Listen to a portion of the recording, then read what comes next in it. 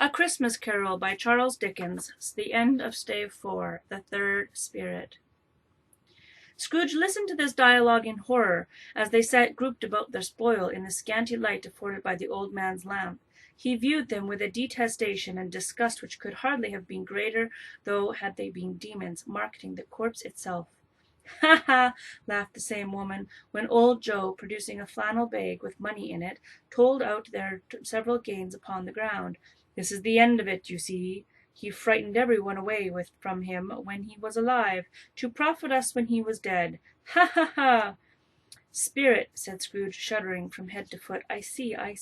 The case of this unhappy man might be my own. My life tends that way now. Merciful Heaven, what is this?" He recoiled in terror, for the scene had changed, and now he almost touched a bare, uncurtained bed, on which, beneath a ragged sheet, there lay a something covered up, which, though it was dumb, announced itself in awful language.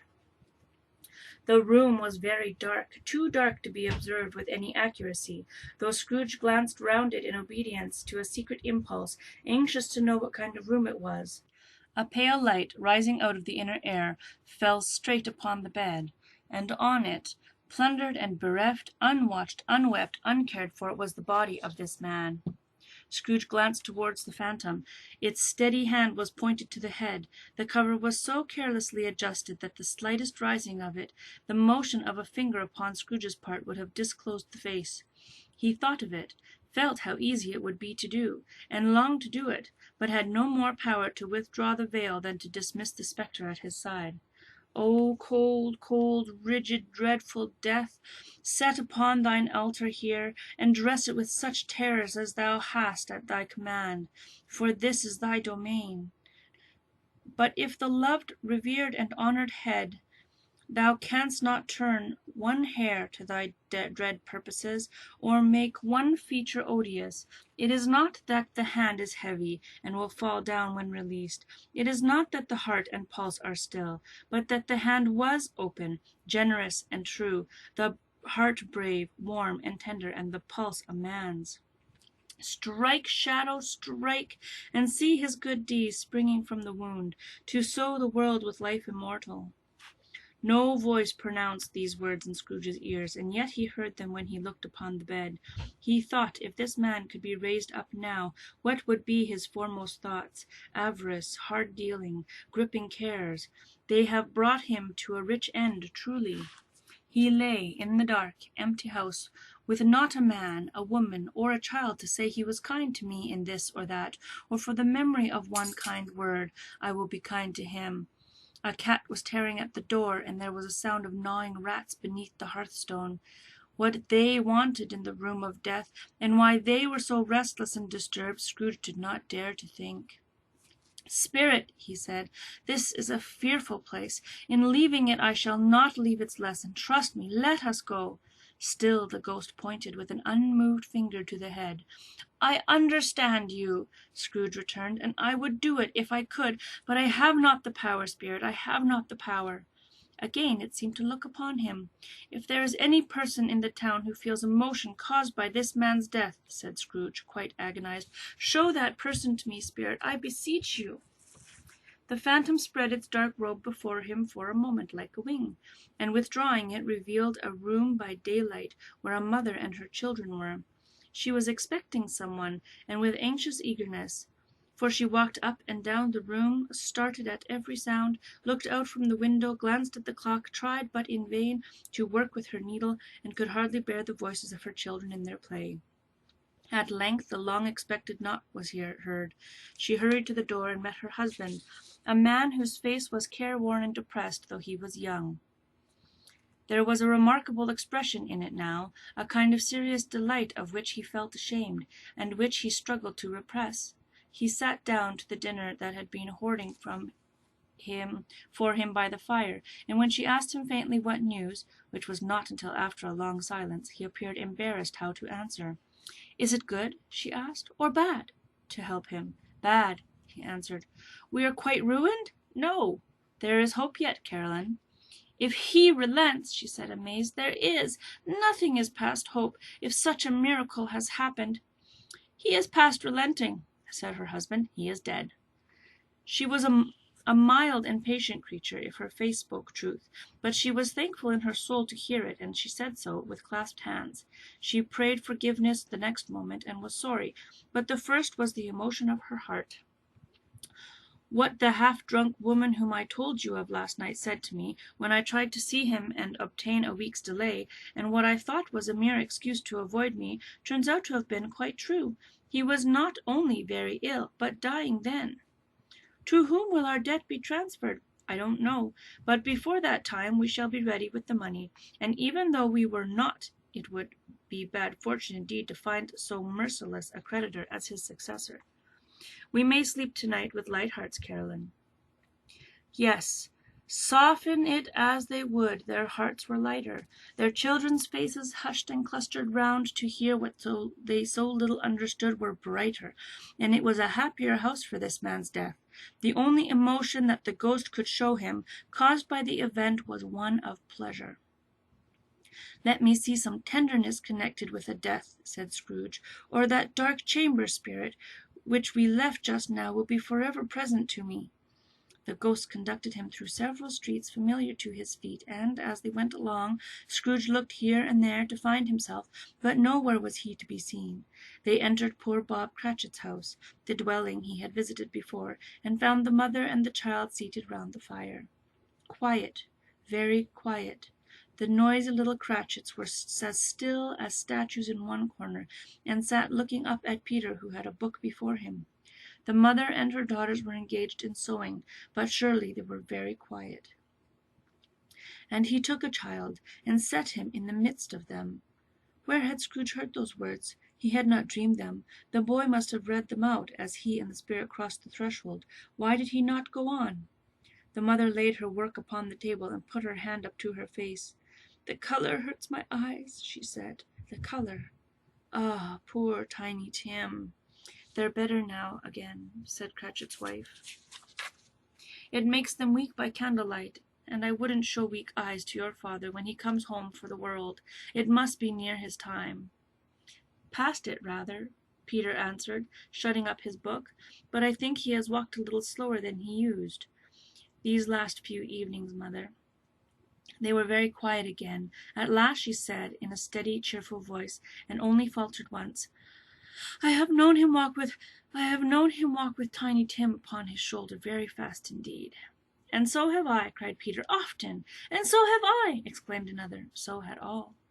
"But he was very light to carry," she resumed, intent upon her work, "and his father loved him so, that it was no trouble, and there is your father at the door." She hurried out to meet him, and little Bob, in his comforter, he had need of it, poor fellow, came in. His tea was ready for him on the hob, and they all tried who should show him to it most. Then the two young Cratchits got upon his knees, and laid each child a little cheek against his face, as if they said, "Don't mind it, father, don't be grieved." Bob was very cheerful with them, and spoke pleasantly to all the family. He looked at the work upon the table, and praised the industry and speed of Mrs. Cratchit and the girls. They would be done long before Sunday, he said. "Sunday! You went to-day, then, Robert?" said his wife. "Yes, my dear," returned Bob. "I wish you could have gone. It would have done you good to see how green a place it is. But you'll see it often. I promised him that I would walk there on a Sunday. My little, little child," cried Bob, "my little child." He broke down all at once. He couldn't help it. If he could have helped it, he and his child would have been farther apart, perhaps, than they were. He left the room, and went upstairs into the room above, which was lighted cheerfully and hung with Christmas. There was a chair set close beside the child, and there were signs of someone having been there lately. Poor Bob sat down in it, and when he had thought a little and composed himself, he kissed the little face. He was reconciled to what had happened, and went down again quite happy. They drew about the fire and talked, the girls and mother working still. Bob told them of the extraordinary kindness of Mr. Scrooge's nephew, whom he had scarcely seen but once, and who, meeting him in the street that day, and seeing that he looked just a little down, you know, said Bob, inquired what had happened to distress him. "On which," said Bob, "for he is the pleasantest spoken gentleman you ever heard, I told him." "I'm heartily sorry for it, Mr. Cratchit," he said, "and heartily sorry for your good wife. By the by, how he never knew that, I don't know." "Knew what, my dear?" "Why, that you were a good wife," replied Bob. "Every one knows it," said Peter. "Very well observed, my boy," cried Bob. "I hope they do. Heartily sorry," he said, "for your good wife. If I can be of service to you in any way," he said, giving me his card, "that's where I live. Pray come to me." "Now, it wasn't," cried Bob, "for the sake of anything he might be able to do for us, so much as for his kind way, that this was quite delightful. It really seemed as if he had known our Tiny Tim and felt with us." "I'm sure he's a good soul," said Mrs. Cratchit. "You would be sure of it, my dear," returned Bob, "if you saw and spoke to him. I shouldn't at all be surprised, mark what I say, if he got Peter a better situation." "Only hear that, Peter," said Mrs. Cratchit. "And then," cried one of the girls, "Peter will be keeping company with someone and setting up for himself." "Get along with you," retorted Peter, grinning. "It's just as likely as not," said Bob. "One of these days, though there's plenty of time for that, my dear. But, however and whenever we part from one another, I'm sure we shall none of us forget poor Tiny Tim, shall we? Or this first parting that there was among us." "Never, father," they cried.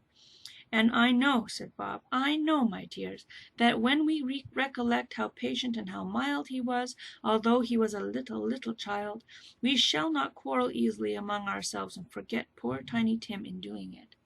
"No, never, father," they all cried again. "I'm very happy," said little Bob. "I'm very happy."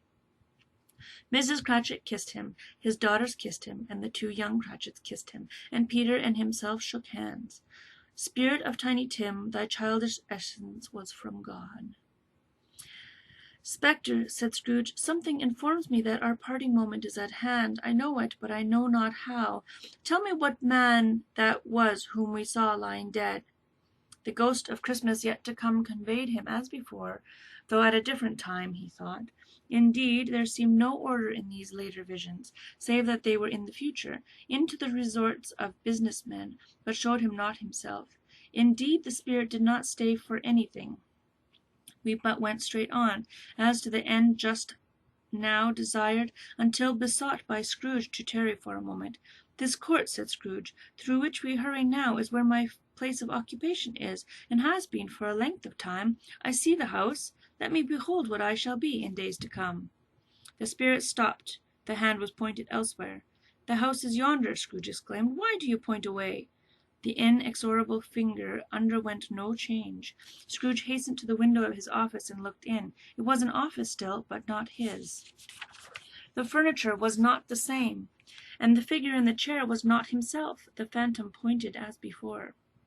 He joined it once again, and wondering why and whither he had gone, accompanied it until he reached an iron gate. He paused to look round before entering. A churchyard. Here, then, the wretched man whose name he had now to learn lay underneath the ground. It was a worthy place, walled in by houses, overrun by grass and weeds, and growth of vegetation's death, not life. Choked up with too much burying, fat with repleted appetite, a worthy place. The spirit stood among the graves and pointed down to one. He advanced towards it, trembling. The phantom was exactly as it had been, but he dreaded that he saw new meaning in its solemn shape. "Before I draw nearer to that stone to which you point," said Scrooge, "answer me one question.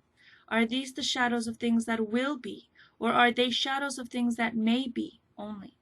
Still the ghost pointed downward to the grave by which it stood. "Men's courses will foreshadow certain ends, to which, if persevered in, they must lead," said Scrooge. "But if the courses he departed from, the ends will change. Say it is thus with what you show me." The spirit was immovable as ever.